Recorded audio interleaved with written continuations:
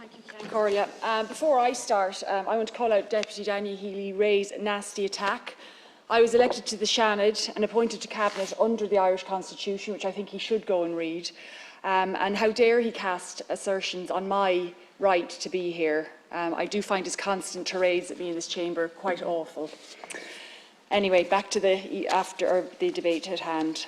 As my colleague Minister McConalogue said at the outset of this debate, this House declared a biodiversity crisis in 2019, and it is essential that we act by bringing forward measures to halt and reverse that crisis. But in doing so, we must dispel the fears of rural communities and assure them that restoring nature will bring benefits to their way of life and their livelihoods, their communities, and of course, the next generation. Almost half the Earth's animal species are in serious decline. Here in Ireland, we've lost 90% of our wetlands, and we have lost nearly 500 near-pristine freshwater sites since the 1980s because of pollution. We have to work collectively to address this, and that means all of us. A huge amount of the public commentary on the nature restoration law has been focused solely on farmers. But this law goes way beyond farming to address coastal ecosystems, rivers, urban areas, Annex I habitats and many other areas. It can be so positive for our country if we get it right, and it can be hugely positive for farmers too. But there has been a lot of misinformation. We're not climate deniers, says Deputy McGrath. Methinks the lady doth protest too much. Restoring nature in this country is something many Irish farmers are already doing. Many farmers I know are passionate about the nature on their farms. They are the custodians of their lands, and many of them are embracing and engaging in agri-environmental schemes, including Deputy Michael Collins, who is an organic farmer, engaging in life projects across the country. They are turning to organic farmers in the thousands, encouraged by a government who stands behind them and supports them to take these actions so they can prepare their farms for a sustainable future.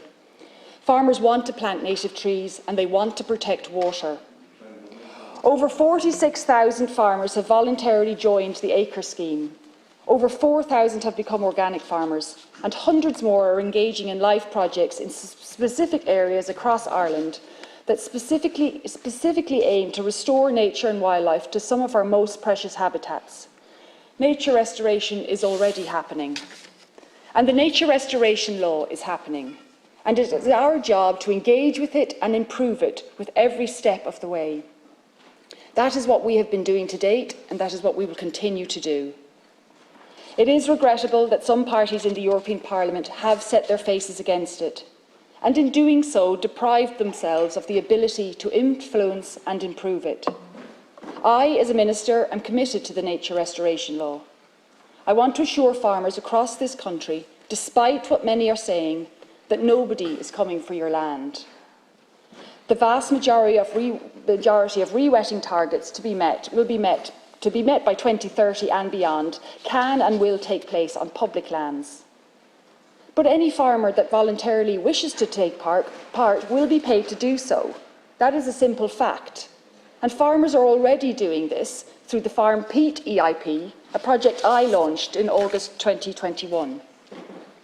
We all know Irish agriculture has many challenges ahead, but we are making progress. There is, however, still some way to go. Productive farming of the future will be about more than just food production. It will require that food is produced in a way that improves water quality, restores biodiversity, cleans our air and reduces our emissions. Embracing system change is essential because tinkering around the edges will not suffice. What is also regrettable is that the debate on the nature restoration law has opened up old fault lines, pitching one group against another, which simply serves to halt progress. Experience in this job has shown me that environmentalists and farmers can achieve amazing things when they work together. If you look at the fantastic work done to date on our life projects or on the efforts made on blanket bog restoration, nature and farming can coexist, and it is absolutely vital we embrace it and stop the division. We can't allow this law to be derailed by disinformation.